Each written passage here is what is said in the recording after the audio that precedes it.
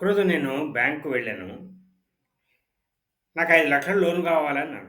Personal loan మీద 12% interest ఉన్నది. 5 ఇయర్స్‌కు 11,122 అయితదని అతను కాలిక్యులేట్ చేసిండు.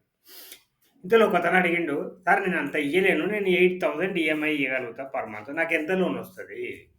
అతను మళ్ళీ కాలిక్యులేట్ చేసిండు. "మీకు 3,59,640 వస్తదండి" అని చెప్పిండు. ఇది ఎట్లా కాలిక్యులేట్ చేసిండు? మొదటి దానిలో పీఎంటీ అనే ఫంక్షన్‌ని ఉపయోగించడం. రెండో దానిలోనేమో పీవీ అనే ఫంక్షన్ ఉపయోగించడం. ఆ 2 ఫంక్షన్స్ నేను ఇప్పుడు ఉపయోగిస్తా చూడండి. ఇక్కడ ఈఎంఐ కాలిక్యులేట్ చేస్తున్నా. ఈజ్ ఈక్వల్ టు దేన్ని కాలిక్యులేట్ చేయాలి? అక్కడ మనం ఫార్ములా ఉపయోగించాలి. పీఎంటీ.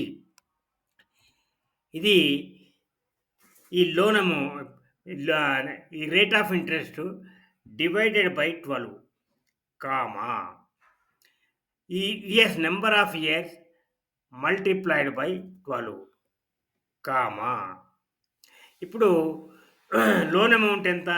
ఇది. Bracket close, enter. వచ్చేసిందా? ఇక్కడ మైనస్ ఎందుకొచ్చింది అంటే, ఈ ఫార్ములాలో నేను ఈ A10 అనే దానికి మైనస్ పెట్టాలి. అప్పుడు మనకు పాజిటివ్ వస్తది. ఎందుకంటే కన్‌ఫ్యూజన్ కాకుండా. 11,122.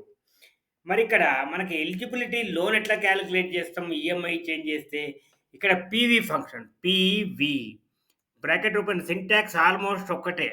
మళ్ళీ interest rate divided by 12 comma number of years period multiplied by star 12 comma ఇప్పుడు ఎలిజిబిలిటీ మనం ఇంట్రెస్ట్ ఎక్కడ ఈఎంఐ ఎక్కడ ఎంటర్ చేసాం? ఇక్కడ ఇది.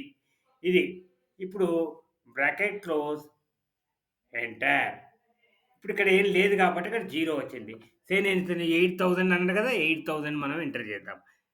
చూసిర్రా? 3,59,640.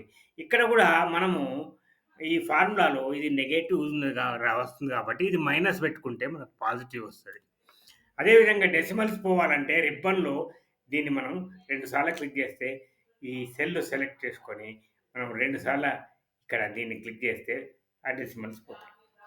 ఈ రకంగా మనము లోన్ అమౌంట్ తెలిసినప్పుడు ఈఎంఐ పెట్టగలిగినంత ఈఎంఐ విలువ తెలిసినప్పుడు మనం లోన్ ఎలిజిబిలిటీని మనం కాలిక్యులేట్ చేసుకోవచ్చు. మొట్టమొదటిది పీఎంటీ అనే ఫంక్షను, రెండవది పీవీ అనే ఫంక్షను చాలా యూజ్‌ఫుల్. చిన్న స్ప్రెడ్‌షీట్‌లో ఇవి 2 ఉన్నాయంటే మన మొబైల్‌లో ఈజీగా మనం కాలిక్యులేట్ చేసుకోవచ్చు.